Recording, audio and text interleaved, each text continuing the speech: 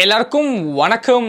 நான் உங்கள் Geekytamizha. இன்னைக்கு நம்ம iPad 9th ஜென்ரேஷனோட ஒரு ஃபுல் இன்டெப்த் ரிவ்யூ தான் பார்க்க போகிறோம். ஸோ ஏற்கனவே பார்த்தீங்கன்னா இந்த iPad 9th ஜென்ரேஷனோட அன்பாக்சிங், அதுக்கப்புறம் இதை Xiaomi Pad 5ஓட ஒரு ஃபுல் கம்பேரிசன் வீடியோ நம்ம சேனலில் போட்டிருக்கோம். ஒருவேளை அந்த வீடியோஸ்லாம் பார்க்கலாம்னா எங்கள் கார்ட்ஸ் தரேன், கண்டிப்பாக பாருங்கள், ரொம்ப ரொம்ப யூஸ்ஃபுல்லாக இருக்கும். ஸோ இப்போ நம்ம இந்த ஃபுல் ரிவ்யூ ஸ்டார்ட் பண்ணலாம். ஸோ வாங்க ஆரம்பிக்கலாம்.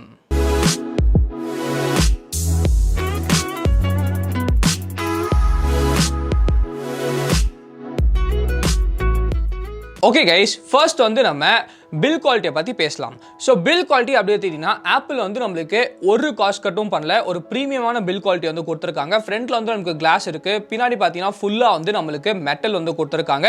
வெயிட் டிஸ்ட்ரிபியூஷன் அப்படின்னு பார்த்தீங்கன்னா ஒரு 511 கிராம்ஸ் பண்ணியிருக்காங்க. ஒரு டீசென்டான வெயிட் டிஸ்ட்ரிபியூஷன் அப்படின்னு சொல்லலாம். ஸோ பில் குவாலிட்டியை பொறுத்த வரைக்கும் நமக்கு ரொம்ப ரொம்ப ப்ரீமியமாக இருக்கு. ஒரு ஆப்பிள் ப்ராடக்ட் எப்படி இருக்கணும் அப்படின்னு சொல்லி நம்ம எக்ஸ்பெக்ட் பண்ணுவோமோ அந்த அளவுக்கு நம்மளுக்கு பண்ணியிருக்காங்க அப்படின்னு சொல்லலாம். ஸோ பில் குவாலிட்டி ரொம்ப ரொம்ப சூப்பராக இருக்கு, எந்த விதமான ஒரு பிரச்சனையும் இல்ல. வெயிட் டிஸ்ட்ரிபியூஷன் நமக்கு சூப்பரா இருக்கு, எந்த விதமான ஒரு இஷ்யூவும் இல்ல அப்படின்னு சொல்லலாம். ஆனா ஒரு சின்ன இது சஜஷன் என்ன அப்படின்னு பார்த்தீங்கன்னா, iPad நமக்கு ரொம்ப ரொம்ப பெருசா இருக்கு. ஸோ கேஸ் உடனே வாங்கி யூஸ் பண்றது ரொம்ப ஒரு ரெக்கமெண்டடான ஒரு விஷயம் அப்படின்னு நினைக்கிறேன். iPad நமக்கு நல்லா தின்னா இருக்கு, அதே சமயத்தில் நமக்கு கொஞ்சம் ஸ்லிப்பரியாகவும் இருக்கிறதுனால ஸோ பெரிய iPad யூஸ் பண்ணும்போது கேஸ் இல்லாமல் ஹேண்டில் பண்ணுறதுக்கு கஷ்டமா இருக்கு. ஸோ ஒருவேளை iPad வாங்குறதா இருந்தாலும் ஒரு நல்ல கேஸ் ஆர்டர் பண்ணி யூஸ் பண்ணிக்கோங்க. ஸோ இது என்னோட சஜஷன் அப்படின்னு சொல்லலாம். நெக்ஸ்ட் நமக்கு டிஸ்பிளே. ஸோ டிஸ்பிளே பொறுத்த வரைக்கும் ஃபர்ஸ்ட் நமக்கு 10.2 இன்ச் டிஸ்பிளே கொடுத்துருக்காங்க. இதோட ரெசல்யூஷன் நமக்கு 2K கொஞ்சம் கம்மியாக கொடுத்துருக்காங்க. 60 Hz தான் கொடுத்துருக்காங்க. LCD பேனல் தான் கொடுத்துருக்காங்க. Aspect ratio 4:3. ஆமாங்க, நம்ம நேற்று MI Pad 5ஓட ரிவ்யூ பார்த்தோம். அதோட ஆஸ்பெக்ட் ரேஷியோ நமக்கு 16:10. ஸோ கான்டென்ட்லாம் பார்க்கறதுக்கு நல்லா இருக்கும். இதில் நமக்கு ஆஸ்பெக்ட் ரேஷியோ 4:3. ஸோ இந்த டிஸ்பிளே அவங்க பேசிக்கலாக ஒரு கான்டென்ட் கிரியேட்டர்ஸ்க்கு ஏற்ற மாதிரி நமக்கு பண்ணியிருக்காங்க அப்படின்னு சொல்லலாம். இல்லை நமக்கு டிஸ்பிளே டிசைனை அப்டேட் பண்ணல அப்படின்னு நம்ம சொல்லலாம். ஆனால் உண்மை என்ன அப்படின்னு பார்த்தீங்கன்னா நமக்கு 4:3 ஆஸ்பெக்ட் ரேஷியோ தான் கொடுத்துருக்காங்க. ஸோ டிஸ்பிளே எப்படி இருக்கு அப்படின்னு கேட்டீங்கன்னா, ஃபர்ஸ்ட் என்ன அப்படின்னா நமக்கு Xiaomi Pad 5 மாதிரி இதில் நமக்கு டால்பி டிஸ்பிளே சப்போர்ட்லாம் நமக்கு எதுவுமே கொடுக்கல. நார்மலாக பார்த்தீங்கன்னா நமக்கு நெட்ஃப்ளிக்ஸ், அமேசான் பிரைம்லாம் ஃபுல்லாக நமக்கு ஹெச்டியில் ப்ளே ஆகுது. அவ்வளோதான், நமக்கு எந்த விதமான இந்த டால்பி சப்போர்ட்லாம் நமக்கு இல்லை டிஸ்பிளேல ஸோ டிஸ்பிளே எப்படி இருக்குன்னு கேட்டீங்கன்னா, டிஸ்பிளேல நமக்கு அந்த அட்வான்ஸான ஃபீச்சர்ஸ் என்னன்னாலும் நல்ல விஷயம் டிஸ்பிளேல நமக்கு கலர் அக்யூரசி நமக்கு சூப்பராக இருக்குங்க. ஸோ நீங்கள் ஒரு ப்ரொஃபஷனல் ஒர்க்லாம் பண்ணணும் அப்படின்னு பார்த்தீங்கன்னா இந்த டிஸ்பிளே அதுக்கு செமையாக சூட்டபுளாக இருக்கும். அதே சமயத்தில் 4:3 கொடுத்ததுனால நமக்கு அதுவும் நமக்கு கான்டென்ட் கிரியேஷனுக்குலாம் ரொம்ப ரொம்ப சூப்பராக இருக்கும். ஆனால் ஒருவேளை நீங்கள் நெட்ஃப்ளிக்ஸ், அமேசான் பிரைம்லாம் பார்க்கும்போது வீடியோஸ் பார்க்கும்போது மட்டும் நமக்கு 4:3 ஆஸ்பெக்ட் ரேஷியோ இருக்கிறதுனால மேலேயும் நமக்கு கீழேயும் பிளாக் பார்ஸ் வரும். டிஸ்பிளே பிரைட்னஸ் அப்படின்னு கேட்டிங்கன்னா, டிஸ்பிளே நமக்கு சூப்பர் பிரைட்டாக இருக்குங்க. நமக்கு நீங்கள் வெளியில் போய் யூஸ் பண்ணாலும் சரி, வீட்டுக்குள்ளே யூஸ் பண்ணாலும் சரி, எங்குமே உங்களுக்கு பிரச்சனையாக இருக்காது. அதே சமயத்தில் இந்த 4:3 இருக்கிறதுனால ஒரு அட்வான்டேஜ் என்ன அப்படின்னு பார்த்தீங்கன்னா, நேற்று நம்ம Xiaomi Pad 5 ரிவ்யூ பண்ணும்போது அதில் நமக்கு 16:10 ஆஸ்பெக்ட் ரேஷியோ இருக்குது அப்படின்னு சொன்னோம். ஸோ 16:10 ஆஸ்பெக்ட் ரேஷியோ பார்க்கறதுக்கு நல்லா இருக்கு.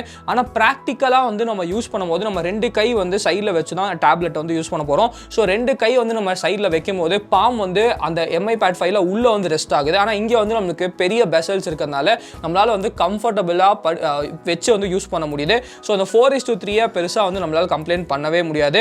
அதே சமயத்தில் பார்த்தீங்கன்னா டிஸ்பிளே எனக்கு பெருசாக எந்த இஷ்யூவும் இல்லை அப்படின்னு தான் சொல்லுவேன். ஆனால் மேபி 11th ஜென்ரேஷனில் கொஞ்சம் டிஸ்பிளேல ஏதாச்சும் இந்த டால்பி சப்போர்ட் இல்லாட்டி நமக்கு அந்த மாதிரி ஏதாச்சும் சப்போர்ட் ஆட் பண்ணாங்க. ஸோ நல்லாயிருக்கும். 60 Hz ஒரு 90 Hz இல்லாட்டி ஒரு 120 Hz பண்ணாலும் நம்மளுக்கு நல்லா இருக்கு. ஆனால் ஆசச் பார்த்தீங்கன்னா டிஸ்பிளேல எனக்கு பெருசாக இஷ்யூ எதுவுமே தெரியல அப்படின்னு சொல்லலாம்.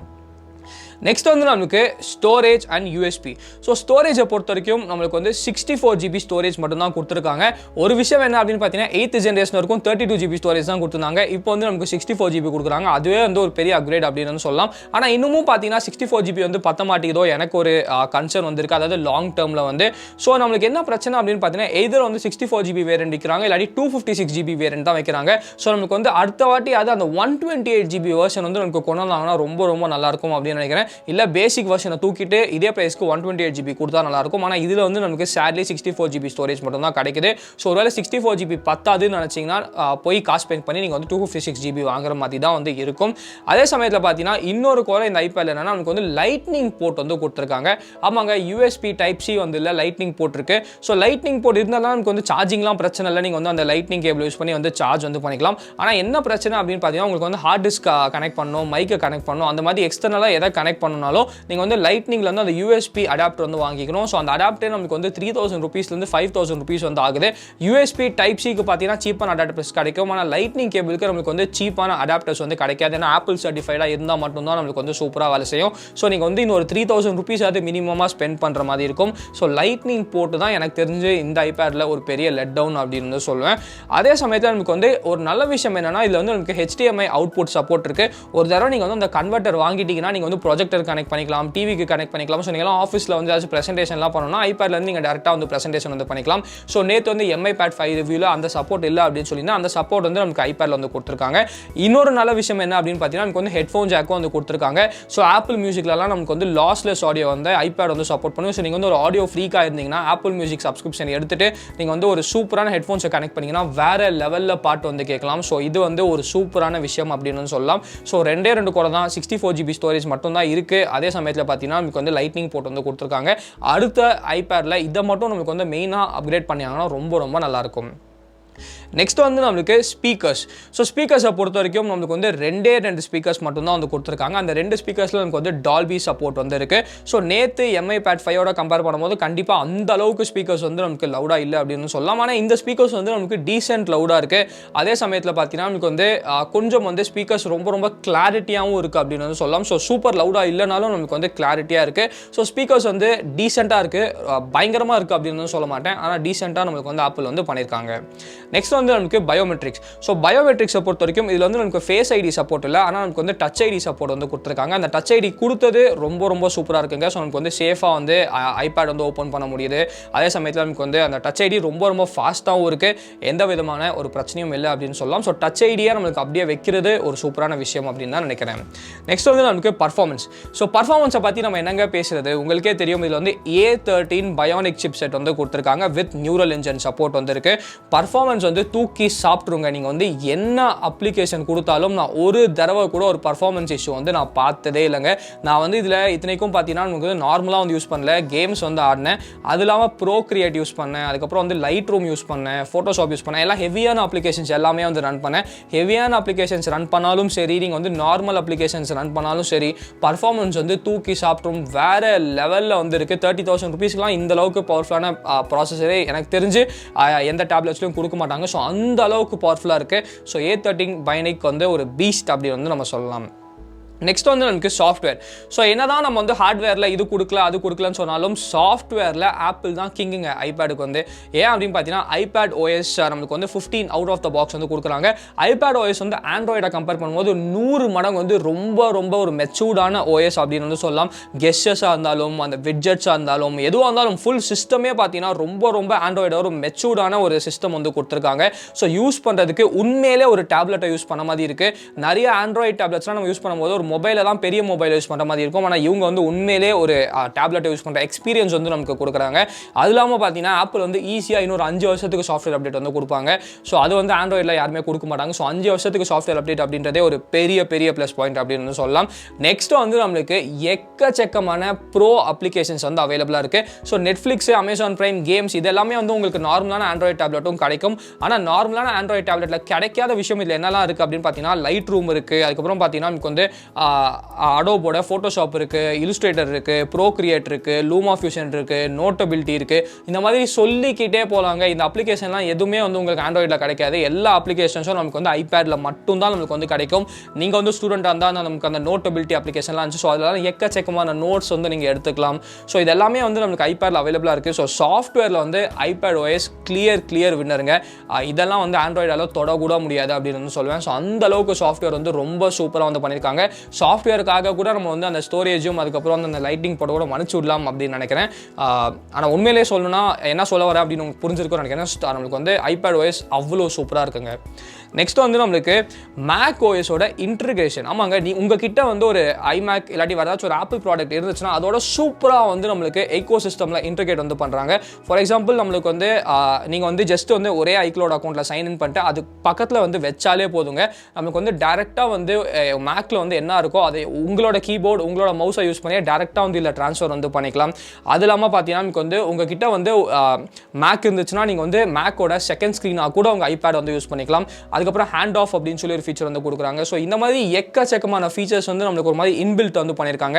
ஸோ என்கிட்டயும் மேக் இருக்குது. ஸோ மேக் ஐபேட் வந்து பக்கத்தில் வச்சு யூஸ் பண்ணும்போது வேற லெவலாக வந்து ரெண்டுமே சிங்க் ஆகுது.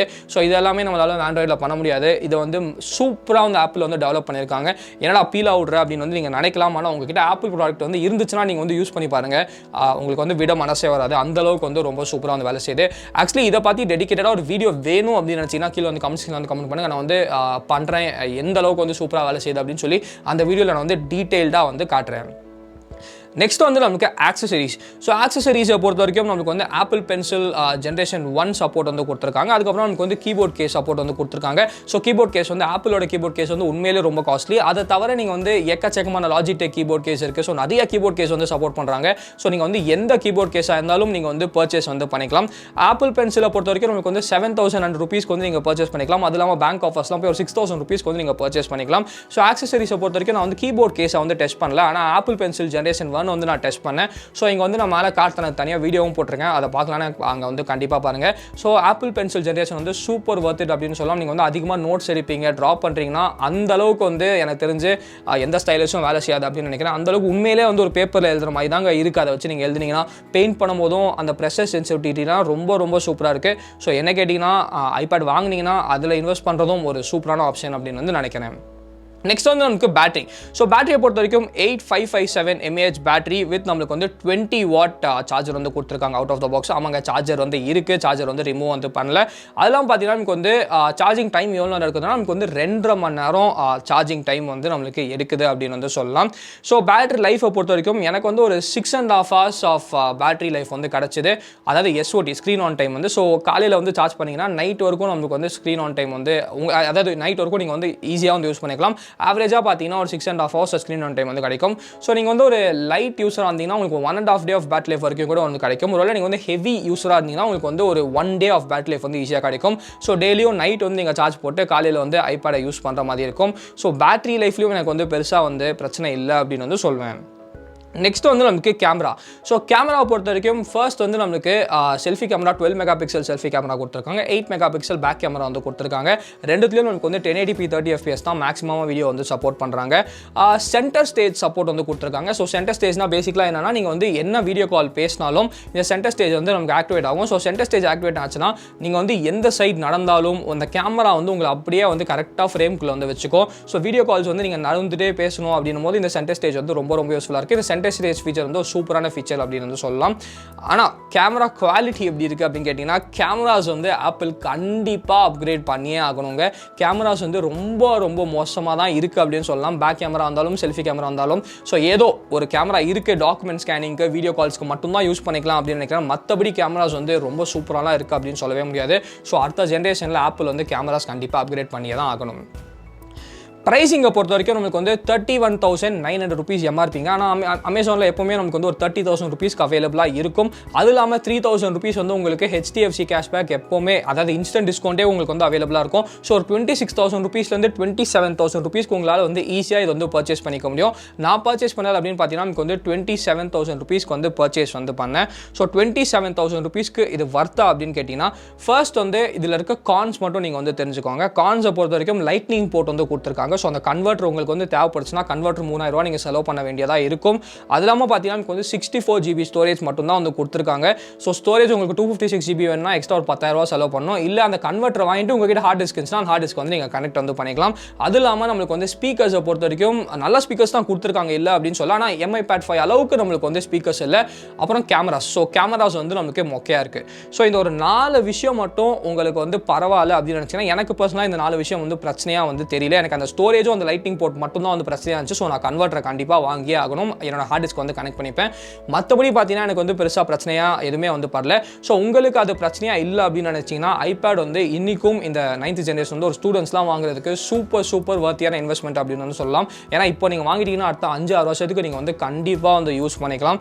சூப்பரான ஒரு பயங்கரமான ஒரு ப்ராசஸர் வந்து கொடுத்துருக்காங்க. அது இல்லாமல் iPad OS இருக்குது. 6 வருஷத்துக்கு சாஃப்ட்வேர் அப்டேட்டும் நமக்கு வந்து கிடைக்க போகுது. அது இல்லாமல் நம்மளுக்கு வந்து எப்படி சொல்கிறது அப்படின்னு பார்த்தீங்கன்னா நமக்கு வந்து எக்கச்சக்கமான ப்ரோ அப்ளிகேஷன்ஸும் கொடுத்துருக்காங்க. ஸோ நீங்கள் ஒரு கான்டென்ட் கிரியேட்டராக இருந்தாலும் ஐபேடில் இன்வெஸ்ட் பண்ணுறது ஒரு சூப்பரான விஷயம் அப்படின்னு நினைக்கிறேன். ஸோ ஓவராலாக கேட்டிங்கன்னா நீங்கள் வந்து ஒரு ஸ்டூடெண்ட்டாக இருந்தாலும் இல்லை வந்து ஒரு கான்டென்ட் கிரியேட்டராக இருந்தாலும் ஸோ ஒரு 30,000 rupeesக்குள்ளே ஒரு செம்ம இன்வெஸ்ட்மெண்ட் அப்படின்னா கண்டிப்பாக வந்து ஐபேட் 9th ஜென்ரேஷன் அப்படின்னு வந்து சொல்லுவேன். ஸோ இந்த வரைக்கும் தான் வீடியோ பிடிச்சா லைக் பண்ணிக்கோங்க, பிடிக்கிறேன்னா லைக் பண்ணிக்கோங்க, வெதர் ஸ்கில் இந்த கமெண்ட்ஸ் பண்ண மறக்காமல் நமக்கு சேனலுக்கு சப்ஸ்கிரைப் பண்ணிக்கோங்க. மகிழ்ச்சி.